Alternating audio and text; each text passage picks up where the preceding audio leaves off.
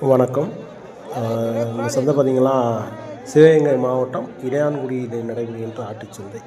இளையான்குடி சந்தையை பொறுத்தளவில் இந்த 4 கிடா பார்த்திங்கன்னா இந்த நாளும் வந்து குறால். இந்த குறால் பார்த்திங்கன்னா 7100 ஒரு குறால் ஒன்று இந்த விலை. இந்த சந்தையை பொறுத்தளவில் சனிக்கிழமை காலை சரியாக ஒரு 3:30 4 மணிக்கு ஆரம்பித்து ஒரு 8:30 9 மணி முடிய நடைபெறும் இளையான்குடி சந்தை. சிவகங்கை மாவட்டம் இளையான்குடியில் இருக்குது. இந்த சந்தைக்கு எப்படி போகிறது அப்படின்னு அண்ணனா 2 பேர் கேட்டிருந்தாங்க. பரமக்குடி வழியாக வந்தோம் அப்படின்னா அருப்புக்கோட்டையிலேருந்து ஒரு அண்ணன் ஃபோன் பண்ணி கேட்டிருந்தாங்க. நான் உங்கள் வீடியோ டிவியில் பார்க்குறேன், அந்த சந்தையில் எங்கேண்ணே இருக்குது அப்படின்னு சொல்லி கேட்டிருந்தாப்புல. இது பார்த்திங்கன்னா அருப்புக்கோட்டையிலேருந்து நீங்கள் வந்து இங்கே வரணுன்னா பரமக்குடி வந்து பரமக்குடியிலேருந்து ஒரு 7 கிலோமீட்டர் வரும் இளையான்குடி. அந்த இடத்துலாம் இருக்குது. சிவகங்கையில் இருந்தால் அந்த ரூட்லேயும் வரலாம். காளையார் கோயில் கல்லல் கல்லல் காளையார் கோயில் அந்த வழியாகவும் வரலாம். இப்படி சுற்றி வந்தால் இளையான்குடி வந்து தான் பரமக்குடி வரணும். அந்த சைடு வந்தோம்னா இந்த கிடாய்கள் பார்த்திங்கன்னா நம்ம தம்பி யோகேஷ் வச்சுருந்தாப்புல, நமக்கு எப்பவும் குட்டி கொடுக்குறது தான் பாருங்கள் அப்படின்னு சொன்னாப்புல. 8 ரூபா கிரயத்துக்கு நம்ம கேட்டோம். கடைசியில் 8,400 கிரயத்துக்கு தீர்ந்துச்சு. நாங்கள் கொஞ்சம் மலைச்சோம். ஏன்னா கிராமங்களில் கிடாய்களை வாங்கி கிடக்கு. அதனால் வந்து சந்தையில் வேண்டாம் அப்படின்னு வீட்டிலேருந்து ஆள் சொல்லி விட்டதுனால சந்தையில் கிடாய்கள் வாங்க கொஞ்சம் யோசித்தோம். ஏன்னா இதெல்லாம் ஃபுல்லாகவே பார்த்திங்கன்னா கொட்டைக்கிடாயாக இருந்தால் நல்லா கொஞ்சம் ஓரளவுக்கு அழுத்தமான கிடா தான். தம்பியை பொறுத்த ஓரளவுக்கு நம்ம கேட்டால் விட்ருவாப்புல. அந்த பக்கத்தில் வரவர் தான் லாஸ்ட்டில் 8,400க்கு தீர்த்தாப்புல. நம்ம கேட்ட முறைகள் வந்து 8 ரூபா முறைக்கு கேட்டோம். அவர் நம்மளை பொறுத்தவரை 100 200 பார்க்க மாட்டாப்பா, கூட குறைய அந்த கூட தட்டிடுவாப்புல. ஏன்னா ரொக்கம் கட்டுறதுனால நம்ம குட்டி வாங்குறது கொஞ்சம் யோசித்தோம். ஆல்ரெடி வீட்டில் ஒரு 7 குட்டி கிடக்கு. அதோடையும் கிராமங்களில் வேறு குட்டிகள் வாங்கிப்பட்ட குட்டிகள்லாம் கிடக்கு. மழையடி நேரம்னால கிராமங்களில் என்ன செய்வாங்கன்னா குட்டிகளை வந்து பற்றிட்டு போங்க அப்படின்னு சொல்லுவாங்க. அந்த மாதிரி கிராமங்களில் போய் வாங்குறதுனால கொஞ்சம் குட்டிகளுக்கு வீட்டில் மேக்ஸிமம் தூக்கிட்டு போய் அறுத்துருங்க, வீட்டில் வச்சுருக்க முடியாமல் கொடுக்குறோம், மழை பெய்யுது அப்படின்னு சொல்லுவாங்க. நம்ம சந்தையில் வாங்கிட்டு போகும்போது அதில் வந்து அறுக்க முடியாது. அதனால் சந்தையில் நம்ம அதிகமாக குட்டி வாங்கலை. இந்த குட்டியை பொறுத்தளவில் நாங்களும் 8 ரூபாய் குறையத்துலேருந்து ஒரு 200 பக்கத்தில் கூட கேட்டிருந்தா விட்டுருப்பாப்புல. ஆனால் வாங்கலாம், 8,500 முடியாது வாங்கலாம், வச்சுக்கலாம். 2 குட்டி கொஞ்சம் புதுசாக இருந்துச்சு. நாங்கள் 8 ரூபாய்க்கு மேலே 100 ரூபா கூட சேர்க்கலை, அதோட வந்துவிட்டோம். ஆனால் நீங்கள் வாங்குகிற நோக்கம் இல்லாமல் இருக்கீங்க அப்படி இப்படி சொன்னாப்புல. நம்மளுக்கு இருந்தாலும் வாங்குகிற நோக்கம் இல்லை. இந்த வாரத்தை பொறுத்தவரை சந்தையில் குட்டிகள் வாங்கலாம், சுத்தமாகவே வாங்கலை. நம்ம நண்பருக்கு தான் ஒரு கடை வாங்கி கொடுத்தேன். மித்த குட்டிகள் உண்மையாகவே வாங்கலாம். இதில் 3 கிடா நல்லா பெருங்கடா கிடக்கு. 9 ரூபா 8-6 ரூபா கிடா 3 கிடா கிடக்கு. அந்த பொடிசுமே நல்லா கட்டியான குட்டியாக இருந்துச்சு. எப்படி போனாலும் அதெல்லாம் 7,500 8 ரூபாய்க்கு வந்து கொடுக்க மாட்டாங்க. அந்த பொடிசுங்க கூட நல்லா இருந்துச்சு குட்டி. நம்ம கொஞ்சம் யோசித்தோம் வாங்குறதுக்கு. அப்புறம் நம்ம நண்பரை குட்டி வாங்க வேண்டாம், விட்டுருங்க, அதிகமாக கிடக்கிற குட்டியாக எடுத்துக்கிடுவோம், அதிகமான வேண்டாம் அப்படின்னு சொல்லிட்டாப்புல. அதனால் கொஞ்சம் யோசிச்சுட்டு குட்டிகள் வாங்கலை. அதுதான் உண்மையான நிலவரம். கிடாய்களை உள்ளே நுழையும் போதே சொன்னாங்க சரியான ரொம்ப வேகமாக இருக்குது அப்படின்னு சொன்னாங்க. நாங்களும் உண்மையிலே நம்பினோம். சரி இப்போ ரொம்ப வேகமாக தான் இருக்கும் போல், ஏன்னா ஞாயிற்றுக்கிழமை கல்யாண முகூர்த்தம் இருக்கிறதுனால ரொம்ப வேகமாக இருக்கும் போல் அப்படின்னு நினச்சா நாங்களே வந்தோம். ஆனால் உள்ளே வந்து பார்த்தோன்னே தெரிஞ்சிருந்துச்சு ஆடு விற்றுச்சு. ஆடு ஓரளவுக்கு விற்றுச்சு, ரொம்ப வேகமாக சொல்ல முடியாது. ஒரு 4-5 வாரத்துக்கு முன்னாடி விற்றதுனால கம்மியான வேகம் தான். ஆனால் ஆடு விற்றுச்சு. குட்டிகள் அந்த அளவுக்கு வேகம் இல்லை. வளர்ப்பு குட்டிகள் 2 பேர் கேட்டிருந்தாங்க. வளர்ப்பு குட்டிகள் இறங்குது. ஆனால் இந்த நேரத்தில் வளர்ப்பு குட்டிகள் வாங்கி வளர்க்குறது ரொம்ப சிரமம். ஏன்னா நோய்கள் வரும், கொசுக்கடி நேரம், குட்டி வந்து எந்திரிக்காது, ரொம்ப அதில் இதாக இருக்குது. இந்த கிடா பார்த்திங்கன்னா அண்ணன் சாமியில் வச்சுருந்தாப்புல. நல்ல கிடா, நல்லா எந்த ஒச்சமும் இல்லாத கிடா. இது ஒரு முறைக்கு வாங்குவோம், சொல்கிறேன் இப்போ கொஞ்சம். பல் வந்து பார்த்திங்கன்னா 4 பல், கசி அடிக்காத கிடா. பல் 4 பல் தான், கசி அடிக்காத கிடா. நாங்கள் 13க்கு கேட்டோம், 13.5 கேட்டோம். ஆனால் இன்னொரு ஆள்கிட்ட வந்து மறுபடியும் நமக்கு தான் தீர்ந்துச்சு. நம்ம செட்டியாருக்கு தான் வாங்கி கொடுத்தோம், தீர்ந்துச்சு. ஆனால் ஃபஸ்ட்டு எங்கள் கையில் 13.5 கேட்டோம். அவர் சொன்ன விலை வந்து 19 ரூபா சொன்னாப்புல. அந்த கிடாய்க்கு 20,000 சொல்லி 19 ரூபா, அதுவும் வாத்தியார் வந்து நீங்கள் வந்ததுனால தான் 19,000 சொன்னாப்புல. கறிக்கடை கட்டாது கிடா வந்து பொறுத்தவரை, கறிக்கடை கட்டாது. இது என்ன செய்வாப்புல அப்படின்னா, வாங்கி கொண்டு போய் வீட்டில் போட்டுருவோம். இந்த மாதிரி கொஞ்சம் 4 பல் இது மாதிரி உயர்ந்தரமான கிடா, கசேரிக்காய் கிடா என்ன செய்வோம்னா வாங்கி கொண்டு போய் வீட்டில் போட்டுட்டு அந்த கோயில் விசேஷ நேரம் கொடை இந்த மாதிரி நேரத்தில் எல்லாம் பார்த்திங்கன்னா ரொம்ப பேர், அதாவது டவுனில் உள்ளவங்க கிடா வெட்டுறவங்க, தம்பி எதுவும் கிடா கிடக்கான்னு கேட்பாங்க. கேட்டுட்டு நேரம் வருவாங்க. அவங்க மாதிரி ஆள்கிட்ட கடாய்க்கு 2000 3000 இல்லாமல் கொடுக்க மாட்டோம். இப்போ இந்த கடாயெல்லாம் பார்த்தீங்கன்னா எப்படி போனாலும் லாஸ்ட் நாங்கள் வாங்கின விலை வந்து 14,700 வாங்கினோம். 15 ரூபாய் வச்சுக்கலாம், ஏற்றுக்கிட்டு 15 ரூபாய் ஆயிடுச்சு. 18 ரூபாய்க்கு 19 ரூபாய்க்கு குறைச்சி கொடுக்க மாட்டோம். வீட்டில் கொண்டு போய் போட்டோம்னா அந்த கோயில் விசேஷ நேரங்களில், ஏன்னா எந்த ஒரு வச்சமும் இல்லாத கடாயில், அதனால் கொண்டு வீட்டில் கொண்டு போய் இறக்கி போட்டுருது. அதனால இந்த மாதிரி கடாய்கள் வாங்குறது, வேறு ஒன்றும் கிடையாது. இப்படி கடை வந்து உண்மையிலே அந்த ஒரு ரீசனுக்கு மட்டும்தான் நாங்கள் வாங்குறது. வீட்டில் கொண்டு போய் போட்டால் பின்னாடி நம்ம விற்றுக்கிடலாம் அப்படின்னு சொல்லிட்டு. இந்த விசேஷ நேரங்களில் நல்லா விற்கும் அந்த கடாய்கள். அப்படி கடாய்கள் கொஞ்சம், ஏன்னா வீட்டிலே கிடக்கட்டும், நாங்கள் அன்றைக்கின்னு பார்த்து தூக்கிக்கிறோம் அப்படின்னு சொல்லுவாங்க. நாங்கள் அன்றைக்கி விசேஷம் அன்றைக்கி நாங்கள் பார்த்து வைக்கிறோம், வீட்டில் போட்டுருங்க அப்படின்வாங்க. செட்டியாரை பொறுத்தவரை வீட்டில் ஒரு செம்பரி ஆடு வெள்ளாடெல்லாம் வச்சுருக்காப்புல, அதெல்லாம் வாங்கி கொண்டு வீட்டில் போட்டுருவாப்புல. வாங்கி கொடுத்தோம்னா வாங்கி கொண்டு வீட்டில் போட்டுருப்பாப்புல. அன்றைக்கி ஏதோ ஒரு 1000 கிடைக்கும் அப்படின்னு சொல்கிறக்காண்டி கொண்டு வீட்டில் மேய்ச்சி முன்னே போட்டுருவாப்புல.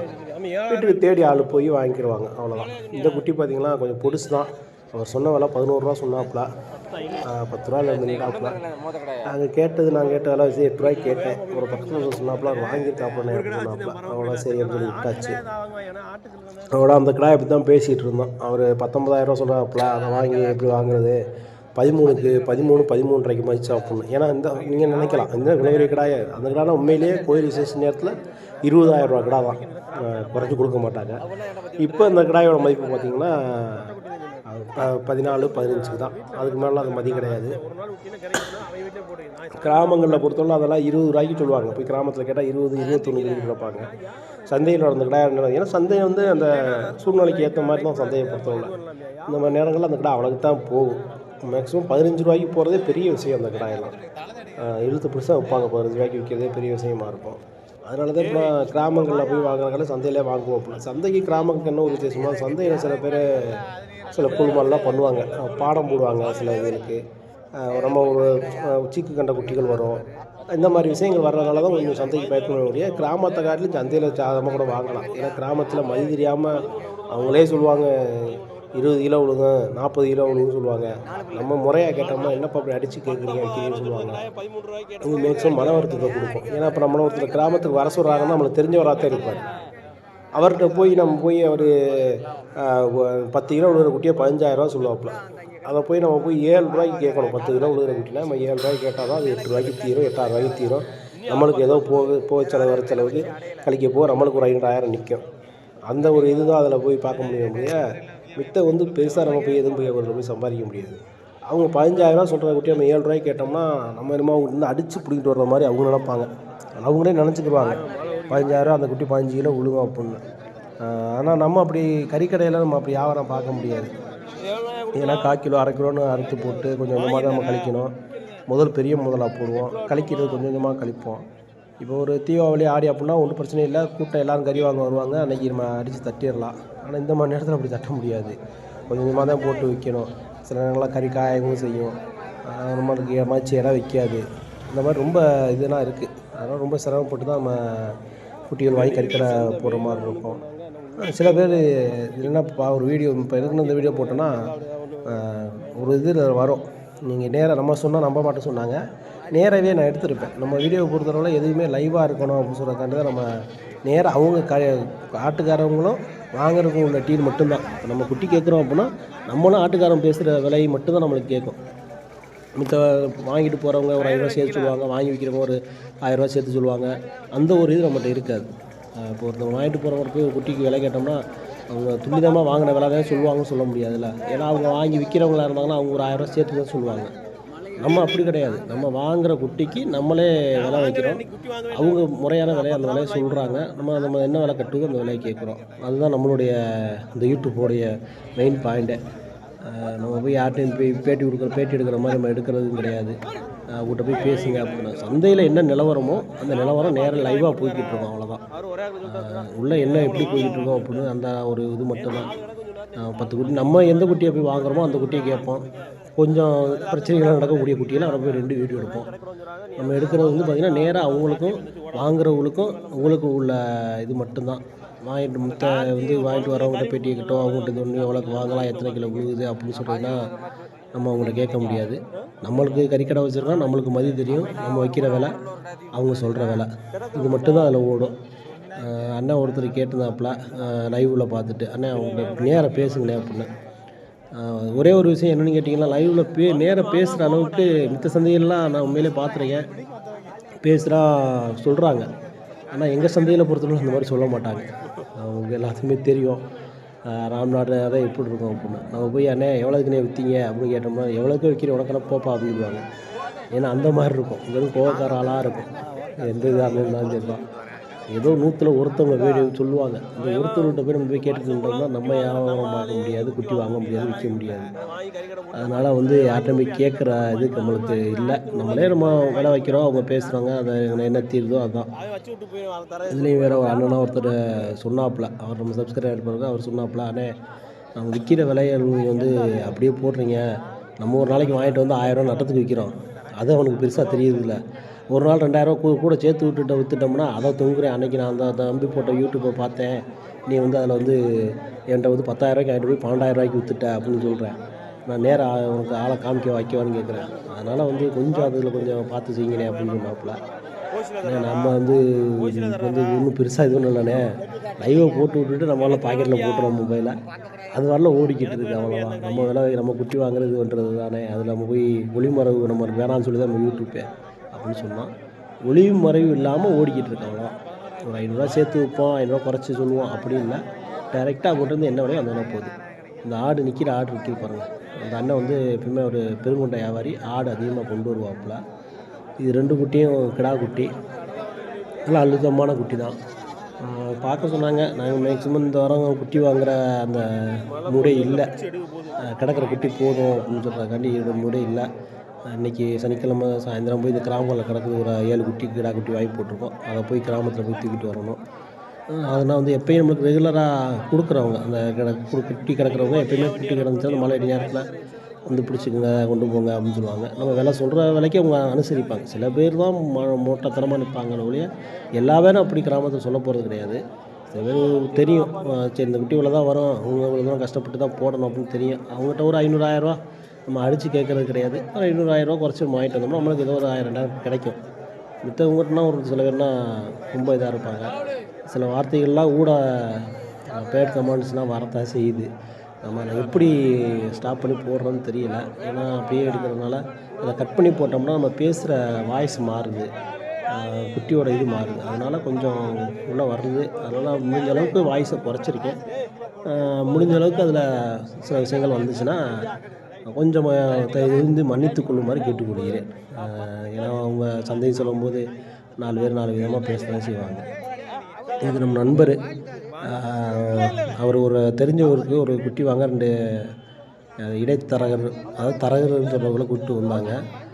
ஒரு கறி கடையில் ஒரு கறிக்கடையில் எப்படி கறி வாங்குவாங்களாம், ஒரு குட்டி வாங்குவோம் அப்படின்னு சொல்லிட்டு கூப்பிட்டு வந்துருப்பாங்க போல்.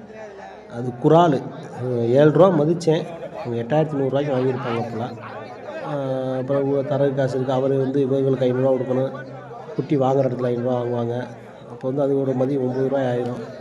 அவர் 9 கிலோ மதித்தார், நான் 10 கிலோ மதித்தேன். 10 கிலோ விடுவோம், இந்த மாட்டு எடுத்தோம்னா 10 கிலோ விடுவோம்.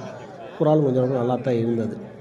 ஆனால் 10 கிலோ இருந்தால் 7,000 கொடுக்கலாம். 8 ரூபாய்ன்னு சொல்லும்போது கொஞ்சம் அவங்க கொண்டு போய் அறுத்து, ஏன்னா அவங்க கறி கடைக்காரங்க, அவங்க அறுக்கிறதுக்கு உரிகுழி கொடுக்கணும். இப்போ உரிகுழி பார்த்திங்கன்னா இப்போ குட்டிக்கு 600 700 ஆயிடுச்சு. ஒரு காலத்தில் 200 இருந்துச்சு உரிக்கிறதுக்கு, 300 இருந்துச்சு, 400 இருந்துச்சு. இப்போ 500 கொஞ்சம் நாள் ஓடிக்கி இருந்துச்சு. இப்போ 700 ஆயிடுச்சு. 600 700. நாங்களாம் உரிக்க போகிற இடம் ஃபுல்லாமே 600 தான். கல்யாண விஷயங்களுக்கு ஆடு உரிக்க போனோம்னா 600 தான் ஒரு ஆட்டுக்கு. அதேமாதிரி இப்போ சில பேர் 700 வாங்குறாங்க. அதனால் அப்புறம் அந்த செலவெல்லாம் இருக்குது. எல்லாம் சேர்த்தா 9 முறை ஆயிரும் அந்த குட்டி. ரோடு சுற்றிட்டே வந்தோம். அவரை சுத்த மாட்டேன், சரி வாங்கிட்டு போகிற குட்டி எதுக்கு வேலை வச்சுட்டு நிற்கிறியா வாங்க அப்படின்னு சொல்லிட்டு அவனை வந்துவிட்டோம். இந்த குட்டி, இந்த ஆடு பார்த்திங்கன்னா ஒரு ஆடு கிடந்தது. இந்த ஆடு பார்த்திங்கன்னா இந்த நிற்கிற அண்ணன் பார்த்திங்கன்னா அவங்க ஊர் பிரசிடண்டாக 550 விலை பேசியிருக்காரு. 550 கிலோ 550 கொடுக்குறோன்னு சொல்லி மொத்த கறி பேசியிருக்காரு. உண்மையிலே மொத்த கறி 550 கொடுக்கவே முடியாது இவருக்கு விலைவாசிக்கு. அந்த வீடியோ மட்டும் நான் உங்களுக்கு அப்படியே போகிறேன். இந்த ஆடு வாங்கி விற்கிறவர் தான், அவர் சொல்கிற விலை அவ்வளோவா. 700 கொடுத்தாலும் நீ கறி கொடுத்தாலும் கட்டாது இப்போ விற்கிற விலைவாசிக்கு. நீ 550 பேசிட்டு என்கிட்ட ஆடு கேட்டால் நான் எங்கேயும் ஆடு கொடுக்குறது அப்படின்னு. 600 கொடுக்குறாங்க, 650 கொடுக்குறாங்க. 700 பேசணுமா ஏதோ ஒரு வேலை காசு இதில் மிச்சப்படுத்தி ஏதோ கொடுக்கலாம். அதுக்கு மேலாம் குறைஞ்சினா கொடுக்கறது ரொம்ப கஷ்டமான விஷயம். கொடுக்க முடியாதில்ல, சில பேர் கொடுக்குறாங்க. அவங்க அவருடைய திறமை, அவங்களுடைய திறமை கொடுக்க வாய்ப்பு கொடுக்குறாங்க. ஆனால் இப்போ உள்ள விலைவாசிக்கு ரூ. 700 குறைஞ்ச ஆடு கொடுக்குறாங்க அப்படின்னு சொன்னால் கொஞ்சம் கஷ்டமான விஷயந்தான். அது வாங்குறவங்களுக்கு கொஞ்சம் மன திருப்தி இருக்காது. நீங்கள் எவ்வளோ தான் சொன்னாலும் மன திருப்தி உண்மையிலேயே இருக்காது.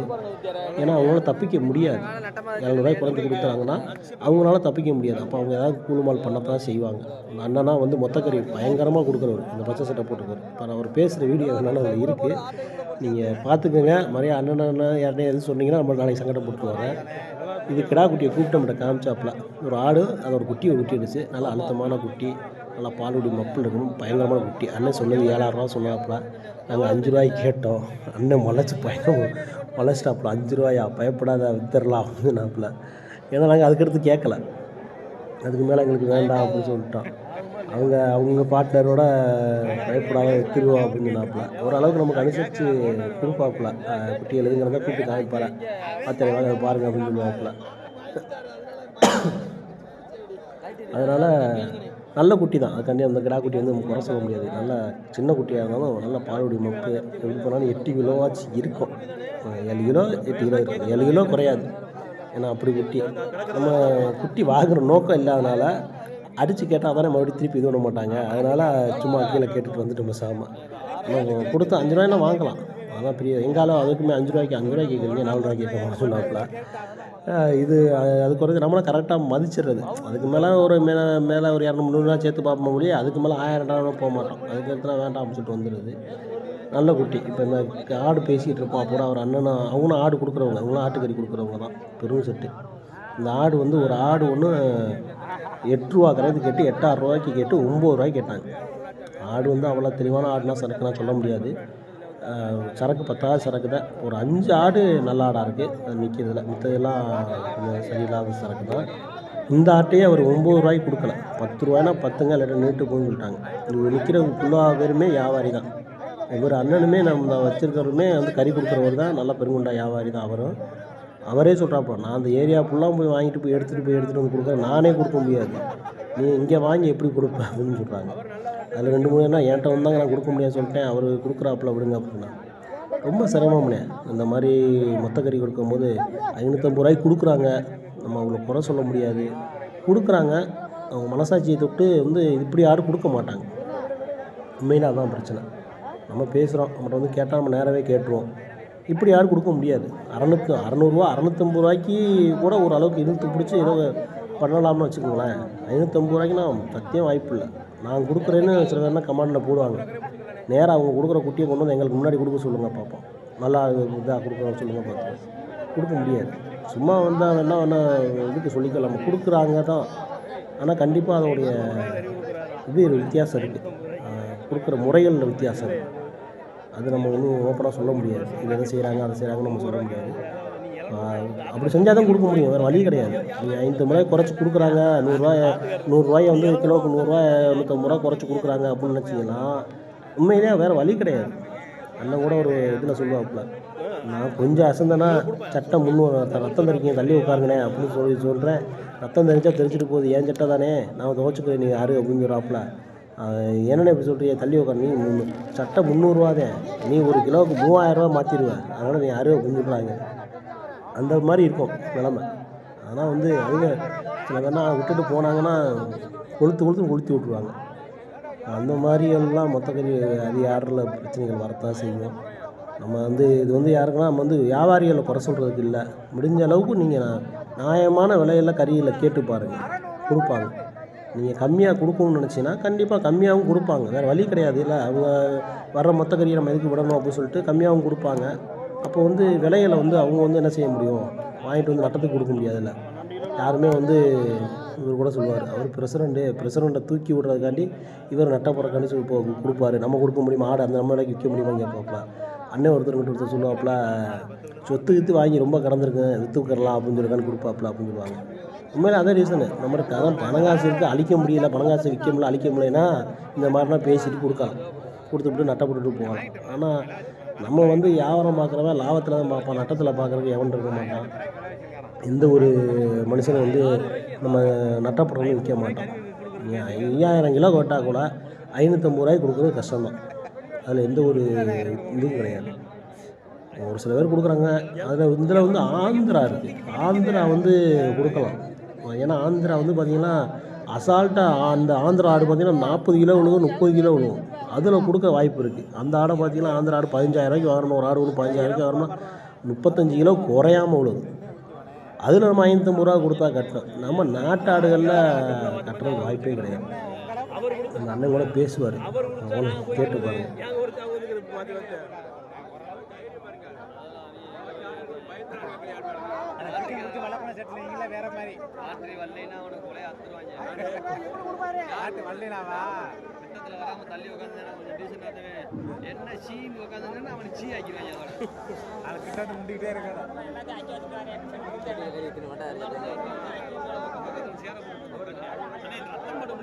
உண்மையிலே அவங்கன்னா வந்து பெரிய வியாபாரி. அதாவது மொத்தமாக போய் வெளியில் போய் ஆர்டர் எடுத்துகிட்டு வர்றவங்க, வேறு டிஸ்ட்ரிக்கு போகிறவங்க, வேறு ஸ்டேட்டுக்கு போய் எடுத்துகிட்டு வர்றவங்க. அவங்களே வந்து இப்போனா 550 ரூபாய்க்கு கொடுக்க முடியல, அவங்களே 650 ரூபாய்க்கு தான் கொடுக்குறாங்க. அப்போ நான் வாங்கி கொடுக்குறவங்க 700 அவங்ககிட்ட வாங்கி கொடுக்கும்போது நம்ம 700 ரூபாய்க்கு தான் கொடுக்க முடியுது. அவங்க 650 ரூபாய்க்கு கொடுக்குறாங்கன்னா அவங்க பெருங்கொண்ட வியாபாரிகள் சமாளிச்சிடுவாங்க. உரிப்பு விஷயங்களில் நல்ல உரிமன்களை போட்டு சமாளிச்சுடுவாங்க. நம்ம அந்த மாதிரி சமாளிக்க முடியாது, ரொம்ப கஷ்டம். குட்டி உரிக்கிறவனுக்கு 600 ரூபா. இப்போ ஒரு காலத்தில் இருந்துச்சு 400 ரூபா 300 ரூபா கொடுக்குறத வாங்கிடுவாங்க வச்சுக்குவாங்க. தோலோட விலைவாசி இல்லை, தோலுக்குலாம் கீழே தூக்கி போடுறவங்க அப்படின்னு சொல்லும்போது உண்மையிலே கொடுக்க முடியலண்ணே. அதான் உண்மை ரீசனு. ஏன்னா நம்ம பேர் மன வருத்தப்பட்டாங்க. தம்பி வர மொத்தக்கறி கொடுக்கவே மாட்டேன்னு சொல்கிறாப்புல. அப்படின்னு நீங்கள் கேட்குற 600 ரூபாய்க்கு 650 ரூபாய்க்கு கொடுக்குறாங்க அப்படின்னா பார்த்திங்கன்னா அந்த உள்ள விளையாட்டுனா பாருங்கள், முட்டை எலும்பு 4 ஆடு இது மாதிரி ஆடு கிடந்துச்சுன்னா முதல் போயிடும். அப்புறம் நம்ம அதெல்லாம் அதெல்லாம் 12 கிலோ 13 கிலோ ஆடு தான். அவர் 10,000 ரூபா சொல்கிறாப்புல ஒரு ஆடு ஒன்று. அங்கிட்டு கிடக்கிறது அந்த அண்ணன் பிடிச்சி காமிச்சார் பாருங்கள், 8,000 ரூபா சொன்னாப்புல. 5,000 ரூபா கட்டுங்களா, 5,000 ரூபா கொடுக்குன்னு சொல்கிறாப்புல அந்த ஆடு பார்த்தீங்கன்னா அவரும் சொல்லுவாப்புல, காலில் முடி உசுரோடு இருந்தாத்தேன், இல்லைன்னா நான் கொடுக்க முடியாது சொல்லுவாப்புல. ஆனால் உசுருக்கு நான் கேரண்டி எப்படி சொல்லுவாப்புல. இப்படி ஆடு தான் கொடுக்க முடியும், உண்மையிலே இப்படி ஆடு தான் கொடுக்க முடியும். கீழே சாயிற ஆடு, அது ஆடு கோளாறு, காலை முடி தாங்குமான்னு தெரியல. நம்ம அண்ணன் நமக்கு ரொம்ப வேண்டப்பட்டவர். அவர் வெளியில் போய் வாங்குறவர் தான். ஏதோ ஒரு விஷயங்களை 100 ஆடு வாங்குறாங்களா, ஒரு ஆடு முன்ன இருக்கிற ஆடு அது மாதிரி இருக்கும். இப்படி ஆடாமல் பிறக்கி கொடுத்துட்டு தெரியுமா 550 ரூபாய்க்கு கொடுத்தா இப்போ இந்த மாதிரி ஆடு தான் கொடுக்கணும். நம்ம இப்படி ஆளுங்களாம் சந்தையில் போய் பிறக்க முடியுமா? 100ல் ஒரு ஆடு வரும், 2 ஆடு வரும். இந்த ஆடுங்க எதுவும் கோளாறு குட்டி உள்ளது அந்த ஆடு தான் கொடுக்க முடியும். அவருமே அதான் சொல்லுவாங்க, போய் அந்த ஆடில் வாங்கி கொடுப்போம் அப்படின்னு சொல்லுவாங்க. இப்படி ஆடுகள் தான் எதுவும் பண்ண முடியாது. மனதவர் ஆடு தலைக்கில் பிடிக்கிறா அதுதான். ஏன்னா இப்படி ஆடுகள் தான் வந்து கொடுத்தா கொடுக்க முடியும். நம்ம யாரையும் வந்து கறி கொடுக்குறவங்களையோ வியாபாரிகளோ குறை சொல்ல, உண்மை நிலவரத்தில் தான் சொல்கிறோம். உண்மை நிலவரம் என்னவோ அதுதான். 550 ரூபாய்க்குனா 600 ரூபாய்க்குனா கறி கொடுக்குறோன்னு சொல்கிறது மலை ஏறி போயிடுச்சு. கொடுக்கலைன்னா சொல்லலை. ஒரு வருஷத்துக்கு முன்னாடி 600 550 ரூபாய்க்கு அன்னைக்கு கொடுத்தோம். இன்றைக்கி 750 ரூபாய்க்கு கொடுக்கணும். நம்ம முறையாக கொடுக்கணும், எந்த ஒரு இதுவும் பண்ணாமல் நம்ம கொடுக்கணும். 750 ரூபாய்க்கு ஆட்டுக்கறியும் 950 ரூபாய்க்கு கிடாக்கறியும் கொடுத்தா தான் கட்டும். அந்த மாதிரி நம்ம கொடுத்தா தான் அதில் தப்பிக்க முடியும். அதான் உண்மை நிலவரம். ஏன்னா கிடாய்கள் வந்து 1000 ரூபா கணக்கு சொல்கிறாங்க, ஆடு வந்து பார்த்திங்கன்னா 800 ரூபா கணக்கு சொல்கிறாங்க. அப்போ நம்ம மொத்த கறின்னு சொல்லும்போது அப்படியே மொத்தமாக வெட்டி அடித்து போடுறது தானே, எலும்பு கறிமாக போடுறது தானே. அதான் ஒரு விஷயம். எவ்வளோ குறைச்சி பேசுகிறோமோ அவ்வளோக்கு நம்ம வந்து கொழுமால் பண்ணணும். பண்ணாத்தான் அதில் நம்ம தப்பிக்க முடியும். அதான் உண்மை. நம்மனா அண்ணனா ஒருத்தர் சப்தாசில்தாராக இருக்கார். அவர்கிட்ட வந்து கேட்டார். அவருக்கு நம்மளுக்கு கொஞ்சம் மன வருத்தம் வந்துருச்சு. ஏன்னா வேறு நக்கில் ஒருத்தர் 650 ரூபாய்க்கு கொடுத்தாரு அப்படின்னு சொன்னாங்க. 650 ரூபாய்ன்னு சொல்லி ஒரு 50 ரூபா முன்ன பண்ண தானே, பழக்க வழக்கத்தில் கொடுக்கலாம். நம்மகிட்ட பழகிறவர் தான், நம்மளுக்கு கட்டலை. ஏன்னா நம்ம நேர்மையாக கொடுப்போம் அப்படின்னு சொல்கிறாங்க. நம்ம கட்டலை தானே, எனக்கு முடியாது அப்படின்னு சொல்லிட்டு கடைசியில் எவ்வளோ ரூபா ஒத்துக்குறீங்க கேட்டார். 700 ரூபா கொடுங்க, நான் செஞ்சு தரேன் அப்படின்னு சொன்னேன். அவட இன்னொரு நக்கில் 650 ரூபாய்னு கொடுத்தோம்னு சொன்னாப்புல. நீங்கள் ஏற்றுக்கிற மாதிரி சொல்லிட்டா நான் 650 ரூபாய் சரி நான் ரொம்ப சந்தோஷம் பண்ணேன் அப்படின்னு சொன்னேன். அப்புறம் வந்து சொன்னாப்புல, நீங்கள் கொடுக்க மாட்டேன்னு சொல்லிட்டீங்க அப்படி இப்படின்னு சொன்னாப்புல. நம்ம அதை இன்னொரு நக்கில் கொடுத்த நக்கில் நம்ம போய் குறை சொல்ல முடியாது. அப்படி தானே இருக்கும். 100 ரூபா 50 ரூபா முன்ன பின்னா வருது அப்படின்னா அப்போ அவங்க வாங்கி கொடுக்குறவங்களும் இது பண்ணணும்ல, தப்பிக்கணும்ல. அதுக்கு நம்ம என்ன செய்ய முடியும்? அப்படி தான் இருக்கும் கொடுத்தா. இப்போ நான் என்கிட்ட நீ கேட்ட வேலையை கொடுத்துட்டேன், நான் கொடுத்துட்டேன். நீங்கள் ஏன் இப்போ கறி கொடுத்துட்டு என்னை சட்டை கொடுத்து நீங்கள் கேட்கலாம். அப்போ வந்து முன்ன பின்னா இருக்கிற நக்கில் போய் நம்ம ஒன்றும் செய்ய முடியாது அப்படின்னு சொல்லிட்டேன். நீங்கள் 10 ரூபா நீங்கள் கம்மி பண்ணி கொடுக்கணும்னு நினச்சிங்கன்னா அந்த 10 ரூபாய்க்கே அவங்க ஏதாச்சும் பண்ணத்தர செய்வாங்க அப்படின்ட்டு அவரோட சரின்னு சொல்லிட்டு போயிட்டாப்புல. சரி மன வருத்தத்துக்கு தான் போட்டு போனால் கொடுக்க மாட்டேன்னு சொல்லிட்டு சொதப்பிட்டாங்க அப்படின்னு சொல்லிட்டு. இது கிடா தம்பி யோகேஷ் வச்சுருந்த கிடா கடைசி முடிஞ்சு தொங்குனாப்புல. நம்ம சரி வாங்குகிற மூடில் இல்லை, அதனால் விட்டுட்டோம். மறுபடியும் போய் 8 ரூபாய்க்கு மறுபடியும் போய் கேட்டோம். அவங்களுக்கு வேணால் 9 ரூபா வந்து ரெண்டு கடைசியில் 8000 8500 வெட்டிக்குங்கன்னு சொன்னாப்புல. ஆமாம் 8500 மதித்தேன். 8500 மதித்தேன். அப்புறம் நம்ம வீட்டில் கிடக்கிற கிடாயை நம்மளால் அறுக்க முடியாது அப்படின்னு சொல்லிட்டு மலைச்சேன். வாங்கி கொண்டு வீட்டில் விடணும். என்னென்னு கேட்டிங்கன்னா, நம்மளாம் டவுனை ஒட்டி இருக்கோம், மேய்க்க இடம் இல்லை, மழையடி நேரம், இந்த குட்டியெல்லாம் வந்து கொசுக்கடி, நம்ம அதை பாதுகாக்க முடியாது. எல்லாம் மேய்க்கிறதுக்கு இடங்கள் கிடையாது, எல்லாம் ஃபுல்லாக தண்ணி கடா கிடக்கு. அப்போ வந்து இதெல்லாம் வாங்கி மேய்க்க முடியல. மேய்க்கிறவங்க என்ன சொல்கிறாரு, நம்ம வேலைக்கு மேய்க்கிறதுக்கு ஆள் போட்டிருக்கோம், குட்டிகள் மேய்க்க முடியல, வேண்டாம் என்னால் மேய்க்க பற்ற முடியல, குட்டி வீணாக போயிடுது அப்படின்னு சொல்லும்போது கஷ்டமாக தெரியுது. முதல் போட்டு நம்ம வாங்கி போட்டுருவோம், அது மேய்க்கிறதுக்கு சரியான முறையாக நம்மளால் மேய்க்க முடியும்னு சொல்லும்போது ரொம்ப கஷ்டமாக இருக்குல்ல. நம்ம அதை எதிர்ப்பு பற்றி கொண்டு கம்மா காட்டில் விடுறது. அதனால் ரொம்ப இதாக இருக்கிறதுனால குட்டி வாங்க கொஞ்சம் மலைச்சோம். ஏன்னா ஓட மறுத்துக்குருவோம், ஒரு குட்டி கம்மியாக இருக்கிறனால ஒன்றும் பிரச்சனை கிடையாது. அந்த நிற்கிற கருங்கடா பார்த்தீங்கன்னா உங்களுக்கு தெரியும், 2 வாரத்துக்கு முன்னாடி இதே இளையாங்குடி வாங்கின கடை தான், விற்கலை. 3 அதே பரமுடி போய் வீரசுரம் போய் மறுபடியும் இளையாங்குடி வந்துருச்சு. வாங்கின விலையும் வந்து கொஞ்சம் கடைசான விலை தான் அந்த கடை, நல்லா முரட்டு கடை. அதுன்றது நம்ம பக்கத்தில் நிற்கிறவங்களுக்கு தீர்ந்துச்சு. பக்கத்தில் நிற்கிறது லாஸ்ட்டில் வெட்டினாப்புல.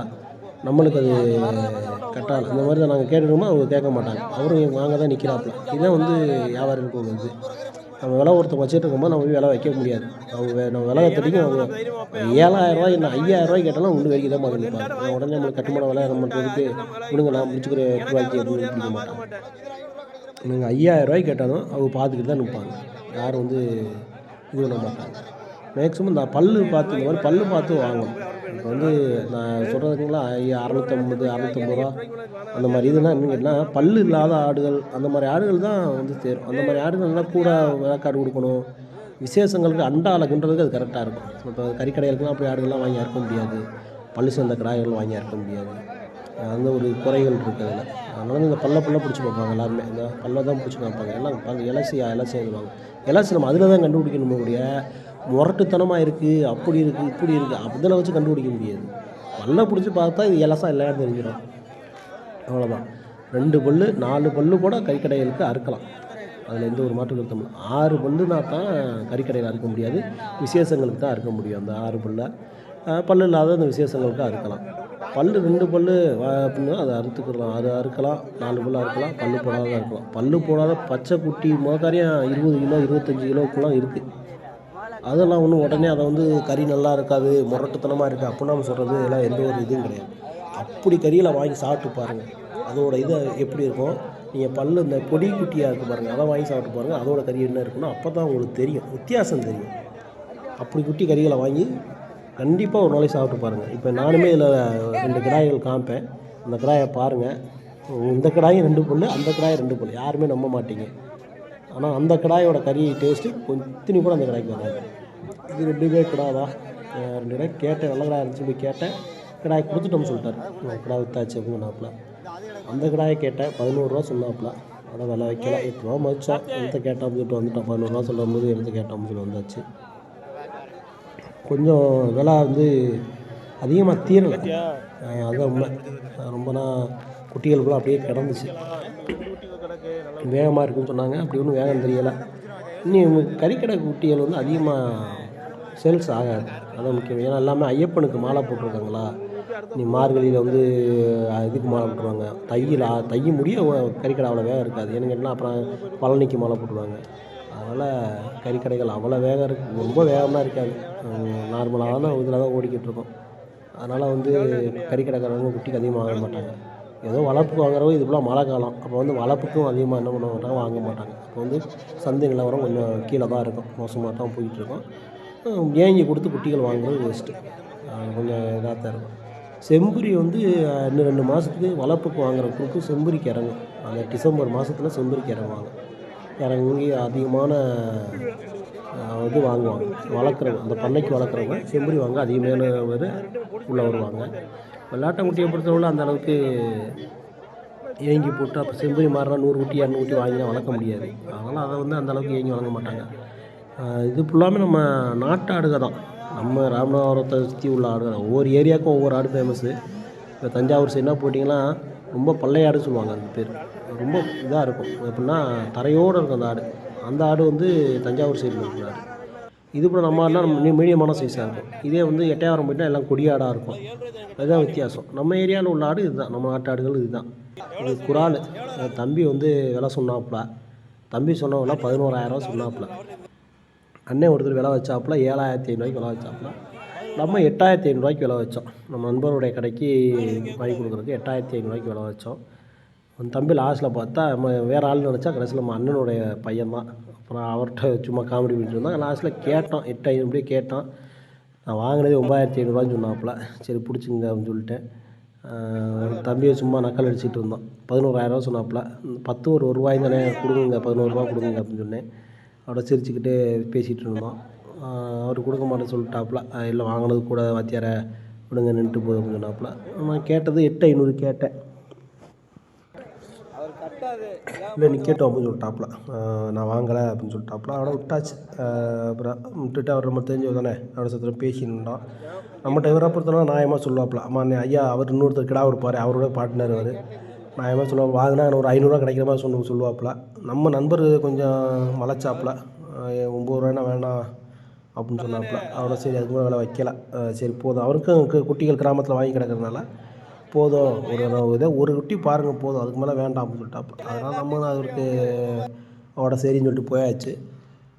8,500 9 கொடுக்கலாம், 9 கொடுக்கலாம். அதில் எந்த இதுலாம் குட்டி நல்ல குட்டி, நல்ல அழுத்தமான குட்டி தான். அழுத்தமான குறையினா சொல்ல முடியாது, நல்லா அழுத்தமான குட்டி. இங்கே மதிக்க ஒரு 12 கிலோ விழுகும்.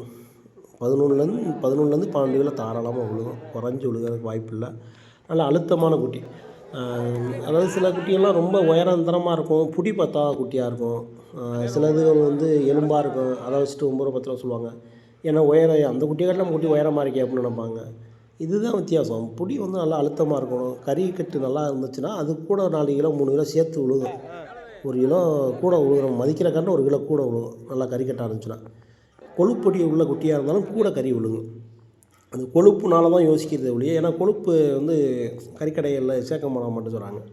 அப்போ அந்த கொழுப்பை வந்து கழிக்கையில் நம்மளுக்கு குட்டி நம்ம மதிக்கிற காட்டில் 2 கிலோ குறைஞ்சி வருது. ஏன்னா ஒரு 2 கிலோ குறையுது குட்டிகளுக்கு, கொழுப்பு இருக்குது, நல்ல கொழுப்பு குட்டினா. நல்ல கடா. ஒரு அண்ணன் பரமக்குடி சந்தையில் நல்லா தீர்த்து விட்டான். அது ரொம்ப கடுசாக வச்சு விட்டியப்பா, அங்கே போய் ஒரு 500 கிடச்சி அப்படின்னு சொன்னாப்புல. இது 2 குட்டியாக நான் வாங்கின விலையை சொன்னாப்புல. நான் வாங்கினது இவ்வளோ தான், அவங்களுக்கு என்ன பிடிச்சிக்கோங்க, 22 அளவு இருக்குது, எனக்கு ஏதாவது கொடுத்துட்டு பிடிச்சிட்டு போங்கன்னு சொன்னாப்புல. நம்ம குட்டி வாங்குற மூணு நம்மளை பார்த்தா உடனே கூப்பிட்ருவாப்புல. ஏன்னா நம்ம இப்படி கூட கிடாய்கள் தான் வாங்குறது, இந்த மாதிரி சைஸில் கிடா தான் வாங்குறது. இதுக்கு தான் 12 கிலோவுக்கு மேலே தான் நம்ம கிடாய்கள் வாங்குறது. 12 15 கிலோ 14 கிலோ ஒரு 13 கிலோ அந்த மாதிரி இதில் தான் மேக்ஸிமம் எடுப்பேன். லாஸ்ட்டாக இருக்கிறக்கானே அந்த 10 கிலோ 11 கிலோ சைஸில் குட்டி பிடிக்கிறது. ஏன்னா இதுக்குள்ளே இந்த குட்டினா பல்லு போடாத குட்டி, இதெல்லாம் பல்லு போடவே இல்லை, சின்ன பச்சை குட்டியே தான், எந்த ஒரு இது இல்லை, இதெல்லாம் நல்ல குட்டிங்க. நான் இப்போ வாங்கினேன் உங்களுக்கு. ஆனால் பாருங்கப்பா 11,700 அது 10,700, ஒன்று வந்து 11,500 சொல்லிட்டு இருந்தாப்புல. உங்களுக்கு பிடிச்சா பாருங்கப்பா அப்படின்னு சொல்லி சொன்னாப்புல. வாங்கினதே வந்து பார்த்திங்கன்னா 22 அளவு இருக்குது. இது அவர் ஐயா, நம்ம ஐயா தான், ஒரு பிரச்சனையும் கிடையாது. ஒரு லைவில் போட்டிருப்பேன் ஒரு சண்டை போட்ட விஷயங்கள்லாம். இந்த ஆடு காலையில் ஒரு ஆடு வாங்கி விற்றுட்டாப்புல, மறுபடியும் ஒரு ஆடு வாங்கினாப்புல விற்க முடியல, அதுக்கு தான் சத்தம் போட்டு இருந்தேன். அதான் காலைல வாங்கின ஆட்டுக்கு ஒரு 500 இடத்துல விட்டு போய் தான் விற்க முடியாது, அப்போ இதில் வாங்கினேன் அப்படின்னு சொல்லிட்டு. இது கிடாய் தொந்தரங்க, நல்லா முரட்டுத்தனமான கிடாய், நல்லா பண்ணு சேர்ந்துருக்கும் கிடா, அதில் எந்த ஒரு மாற்றம் எடுத்துல. இப்படி கிடாயை வந்து இதான் மொத்த கறிக்கு ஆகும். இதெல்லாம் கறிக்கடையில் இருக்க முடியாது, முரட்டுத்தனமான கிடாய் ஆகும். அதெல்லாம் பண்ணு சேர்ந்துருக்கும், கிடாய்கள் கொஞ்சம் இதாக இருக்கும். இது ஆடு பார்த்திங்கன்னா 10,500 கேட்டாங்க போன ஆட்டை. இது நம்ம நண்பருக்கு வாங்கின கிடா தான், 2 புல் நினைக்கிற குட்டி. குட்டி அவள் 10,000 குட்டி 10 ரூபாய்க்கு முடிச்சு கொடுத்தான். அவர் 11 ரூபாயில் 9 தூங்கிட்டு கிடந்தாப்புல. அதில் 10 ரூபாய்ன்னு 9 ரூபாய்க்கு விலை வச்சேன். அவட இன்னொரு 9,500 10ன்னு சொல்லி 10 ரூபாய்னு முடிச்சு கொடுத்தவரால தெரிஞ்சவர் தான். அந்த அன்றைக்கி பாருங்கள், அந்த கிடா தான் பஸ் தெரியுது அவங்களுக்கு. அந்த கிடா ஃபஸ்ட்டு இருக்கும், அந்த சாமியன்கிட்ட கேட்ட கிடா அதுதான் 19,000 சொன்னாப்புல. கடைசியில் அவர் ஓப்பனாக சொல்லிட்டாப்புல, நான் வாங்கினது 14,500 தம்பி, எனக்கு கொடுத்துட்டு பிடிச்சிக்கோங்க, நீங்கள் கூட அவர்கிட்டே பணத்தை கட்டிக்கிங்கன்னு சொன்னாப்புல. கடைசியில் கூட 200 கொடுத்து செட்டியாருக்கு முடிச்சு விட்டோம். அந்த கிடாயை 14,700 சொல்லிட்டு. இது 2 கிடாய் சூப்பர் கிடா, நல்லா அருமையான கிடா. இந்த கிடா 4 புல் இந்த சொல்கிற கிடா, அங்கே நடக்கிற கிடா 2 புல், நல்ல கொடுப்படியான கிடா.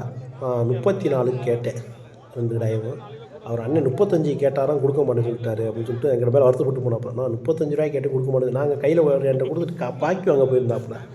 அவனை பிடிச்சின்னு நான் வாங்கிட்டேன்னு நினச்சிட்டு அண்ணன் வந்து நான் 35 ரூபா கேட்டு கொடுக்க மாட்டேங்கிறேன், எவ்வளோ பற்றிச்சின்னு கேட்டாப்புல. ஆனால் வாங்கலோட விலை கேட்டால் அவர் கொடுக்க மாட்டேன்னு சொல்லிட்டாருன்னு சொன்னேன். எவ்வளோக்கு இப்போ கேட்டீங்கட்டாரு. 32 கேட்டு, 33 கேட்டு, 34 கேட்டோம்னு சொன்னேன். அவர் சொன்னாப்புல, இல்லைப்பா நான் 35 கேட்டப்பா, 1000 ரூபா மேலே கேட்டு கொடுக்கலப்பா. அவர் அண்ணன் வாங்கி ராமேஸ்வரம் வெளியிலனா குட்டி வாங்கி அனுப்பி விடுவாப்புல. அவர் கேட்டுப்பாப்பா, அவர் கொடுக்க மாட்டேன்னு சொல்லிட்டாங்கப்பா அப்படின்னு சொன்னாப்புல. நான் 34 கேட்டேன். இவ்வளோ ஒரு கிடா நம்மளுக்கு கறி கடைக்கு இருக்காது, இருந்தாலும் வேலை வாங்கினோம்னா வேறு சந்தையில் விற்று பார்ப்போம், இல்லை வீட்டில் கொண்டு போய் போட்டால் யாருக்கும் கிடா கேட்டாங்கன்னா மாற்றி விடுவோம் அப்படின்னு சொல்லி கேட்டேன். ஏன்னா ஒச்சம் இல்லை, தாலி கிளி இல்லை, நல்ல கிடாயாக இருந்துச்சு, சைஸான கிடா. இந்த பாருங்களேன், இதுதான் 4 புல் தெரியுதா உங்களுக்கு? 4 புல் பெரிய புல்லாக இருக்கா, அதுதான் 4 புல். இது பாருங்கள் 2 புல், இந்த 2 புல் சின்ன புல்லாக இருக்கா, இதுதான் 2 புல். அந்த பாருங்கள் 2 புல் மட்டும் பெருசாக இருக்கு பாருங்கள். பெருசாக இருக்க பழம் மட்டும் தான் கணக்கில் சேர்க்கணும். இது 4 புல், 4 புல் பெரிய பல்லாக இருக்கும் பாருங்கள். இது 4 புல். அவங்ககிட்ட சின்ன பொடிசான பல் இல்லையானே கேட்குறீங்க, அதை வந்து கணக்கில் சேர்க்கக்கூடாது. சின்ன அது வந்து பால் புல். அந்த சின்ன பல்லாக சின்ன குட்டி, அந்த குட்டி பிடிச்சி அங்கே பக்கத்தில் நீங்கள் குட்டி பிடிச்சா அந்த புல் இருக்கும், அதுக்கு பேர் பால் புல் சொல்லுவாங்க. அது நல்லா தெரியும் பாருங்களா, 2 புல். 2 பல் மட்டும் பெருசாக தெரியுது பார்த்தீங்களா? அந்த 2 பல் மட்டும் 2 பல்னால் 1 வருஷத்துக்குள்ளே உள்ள குட்டி, 4 பல்னால் 2 வருஷம் ஆயிருக்கும் அந்த குட்டி. நம்ம மேக்ஸிமம் வந்து 1 வருஷத்துக்குள்ளே அந்த 2 பல் போட்ட 2 பல் சைஸு இதுனா 2 பல் தான். அந்த கிடாயும் 2 பல், இந்த கிடாயும் 2 பல். இது அசால்ட்டாக எப்படி போனாலும் 17 கிலோ 16 கிலோ விழுகும் அந்த கிடா. அந்த கிடா நம்ம பார்த்துக்க முடியல, அது 12 கிலோ விழுகும், அது 2 பல் தான். இந்த 16 கிலோ 17 கிலோ விழுகிறதும் 2 பல் தான். இப்போ என்ன வித்தியாசம் அப்படின்னா வளர்ப்பு தான் வித்தியாசம். இடம் நிற்கிற இடம், அது வளர்க்குற இடத்த பொறுத்து தான் இருக்குது. அதே மாதிரி தாய்கிட்ட அது பால் குடிக்கும்போது அடித்து எந்திரிச்சு ஓடியாடுறதே இருக்குது, ஊரில் மாதிரி எந்திரிச்சு ஓடியாடுற குட்டியே இருக்குது. சிலது